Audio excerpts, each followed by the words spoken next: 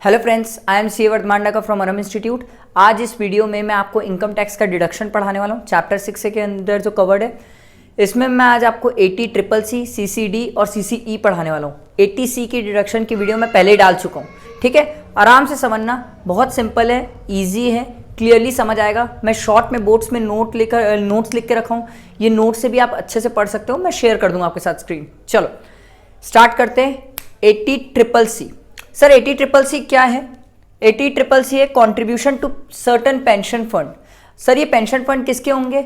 Annuity plan of LIC हो सकता है या कोई और अदर इंश्योरर के हो सकते हैं, ठीक है। जिसके भी एन्यूटी प्लान हो 80CCC में कवर्ड है ये, ठीक है। 80CCC में ये प्लान्स कवर्ड है, ठीक। सिंपल कुछ बातें हैं। सर ये किसके लिए होता है? ये इंडिविजुअल के लिए, चाहे वो रेसिडेंट हो, नॉन रेसिडेंट हो, सिंपल कहानी, कोई ऐसा इशू नहीं है। सर लिमिट कितनी है? मैक्सिमम 1.5 लाख। मैक्सिमम आप 10,000 करना चाहो कर लो, 1 लाख करना चाहते हो 1 लाख कर लो, 1,20,000 करना चाहते हो कर लो। 1,60,000 नहीं कर सकते, 1,50,000 लास्ट लिमिट है। उसके बाद अगला, सर मान लो अब ये स्कीम में हम सरेंडर करते हो और हमें एन्यूटी से पैसा मिलता है, तो जब भी आप ये स्कीम को सरेंडर करते हो और एन्यूटी से जितना भी पैसा मिलता है, ये पूरा का पूरा पैसा क्या होगा? टैक्सेबल। ये पूरा का पूरा पैसा क्या होगा? टैक्सेबल। बहुत सिंपल सेक्शन है, ज़्यादा टिपिकल नहीं है। शॉर्ट में इसको ऐसे ही याद रखना, ऑन सरेंडर पूरा का पूरा जितना भी अमाउंट मिलता है टैक्सेबल है। ये सिंपल। फ्रेंड्स अगला क्या है अपना? Contribution to pension scheme of central government. Sir 80CCD, इसमें बहुत सारे स्टूडेंट्स को डाउट आते हैं, प्लीज ध्यान से सुनना, आराम से समझाऊंगा। सर ये किसके लिए? कोई भी इंडिविजुअल या एनी अदर SSC, किसी के लिए भी, चाहे वो गवर्नमेंट एम्प्लॉय हो, नॉन गवर्नमेंट एम्प्लॉय हो, ठीक है, सिंपल। सर क्या क्राइटेरिया है, कितना कंट्रीब्यूशन कर सकते हैं इस स्कीम में, approve pension scheme of central government में? सर एम्प्लॉयर 10% कर सकता है। सर 10% किसका? सैलरी का। सैलरी का 10%। सर एम्प्लॉय कितना कंट्रीब्यूट कर सकता है? सर एम्प्लॉय भी 10% कर सकता है। पर इसमें एक अमेंडमेंट हुआ है, वो भयानक इंपॉर्टेंट अमेंडमेंट ये है कि अगर सेंट्रल गवर्नमेंट एम्प्लॉयर है, सेंट्रल गवर्नमेंट वाला केस है, ठीक है, और अगर सेंट्रल गवर्नमेंट वाला केस है, तो इसमें यह बोला गया है कि 14% एम्प्लॉयर कंट्रीब्यूट कर सकता है, ध्यान रखियो। तो बोले सर अगर मान लो सेंट्रल गवर्नमेंट के अलावा कोई और होता तो कितना होता? 10%। सेंट्रल गवर्नमेंट के लिए सिर्फ 14% है। ये अमेंडमेंट है इस सेक्शन में, बहुत इंपॉर्टेंट है इस बार के एग्जाम के लिए, तो भयानक इंपॉर्टेंट डेफिनेटली, ठीक। अच्छा, इन केस ऑफ गवर्नमेंट मैंने लिखा भी है। अब बात ये आती है, सर आपने ये तो समझा दिया एम्प्लॉयर एम्प्लॉय 10% कंट्रीब्यूट कर सकते हैं, सेंट्रल गवर्नमेंट के केस में 14%। इसके बाद की कहानी क्या है? अगर आप new pension scheme, central government की न्यू पेंशन स्कीम में अगर पैसे डालते हो, तो सरकार बोलती है 50,000 रुपए एडिशनल डिडक्शन दिए। कितना? 50,000 हम एडिशनल डिडक्शन दिए। ये 50,000 तेरी एडिशनल डिडक्शन है। अच्छा, मैं बोला ठीक है। अभी कुछ बातें हैं, मैं इसलिए एडिशनल बोल के फोकस कर रहा हूं क्योंकि कुछ रिलेवेंस है इसका, ठीक। उसके बाद देखना, अगर मान लो ये स्कीम हम क्लोज करते हैं, ठीक है, ये स्कीम हम क्लोज कर देते हैं, ये स्कीम हम खत्म करते हैं, ठीक है, नॉर्मल NPS की बात नहीं कर रहा हूँ, नॉर्मल स्कीम जो हम लिए होंगे, approved scheme of central government, अगर उसको हम क्लोज करते हैं तो जितना भी अमाउंट क्लोजर से मिलेगा पूरा का पूरा टैक्सेबल है।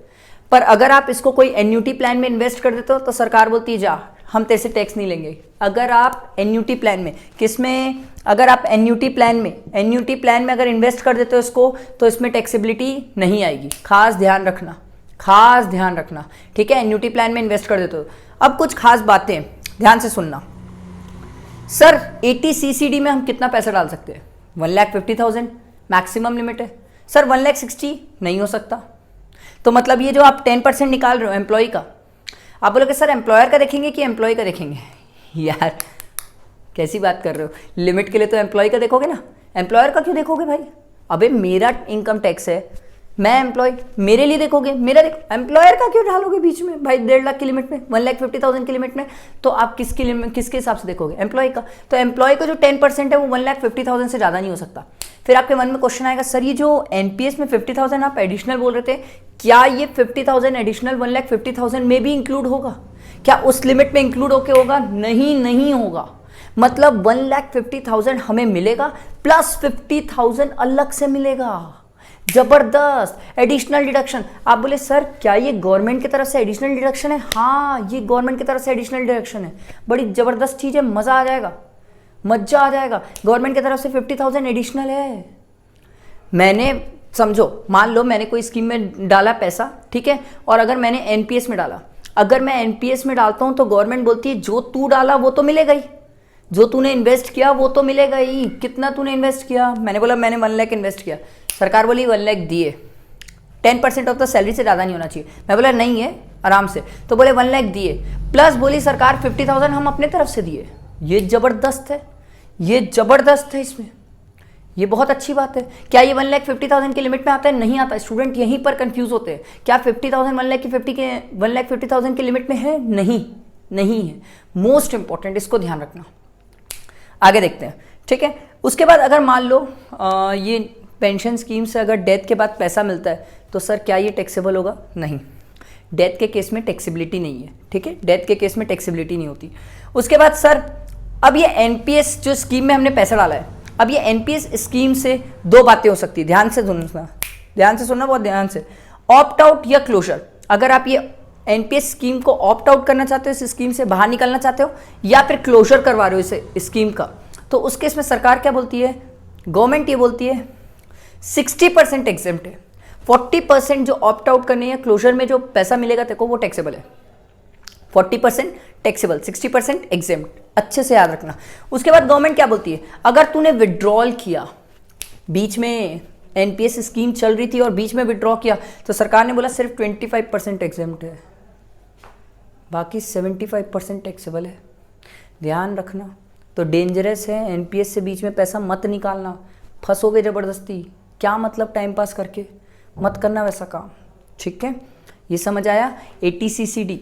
कई स्टूडेंट्स को इससे रिलेटेड कोई डाउट्स आते हैं, बिंदास डाउट्स है, आराम से पूछ सकते हो आप डिस्क्रिप्शन में या कमेंट पे पूछ सकते हो। कमेंट बॉक्स में जाके डिस्क्रिप्शन में मेरा नंबर भी रहता है। आगे देखते हैं। ये था एटीसीसीडी।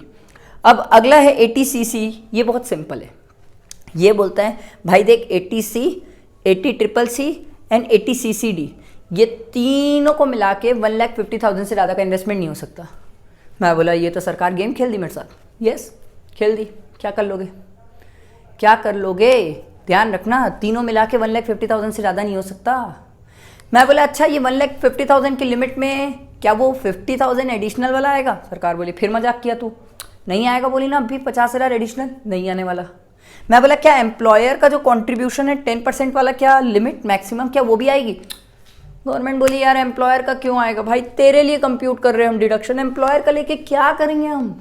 तेरे लिए देखेंगे ना सब चीज़ें। मैं बोला अच्छा एक बात बताओ, एनपीएस की डिडक्शन क्या मैं इस सेक्शन 80CCD और प्लस 80C में ले सकता हूँ? सरकार बोली वाह बेटा, हमारे ही तू डबल मजे लेगा। सरकार बोली एक जगह मिलेगा भाई, दोनों जगह लेने मत आ जा, ठीक है, थोड़ा आराम से। ठीक आया समझ? इसके बाद अगर आपको कोई भी डाउट हो बिंदास आप मुझे मेरे से पूछ सकते हो। डिस्क्रिप्शन में मेरा नंबर रहेगा, कमेंट बॉक्स में भी पूछ सकते हो, ठीक है। जिसको जितना डाउट या जो भी चीज़ें आ रही है please be frank to ask, क्योंकि कई बार 80CCD में स्टूडेंट्स फंसते हैं, ठीक है। बट अच्छे से पढ़ाई करो, अच्छे से तैयारी करो एग्ज़ाम की, ठीक है। नवंबर में एग्ज़ाम्स है, ठीक। जितना हो सके फ्रेंड्स तक वीडियो शेयर करो, चैनल को सब्सक्राइब करना, बेल आइकन प्रेस करना नहीं भूलना, ठीक है। प्लीज़ प्लीज़ अच्छे से पढ़ो, ठीक। Thank you friends.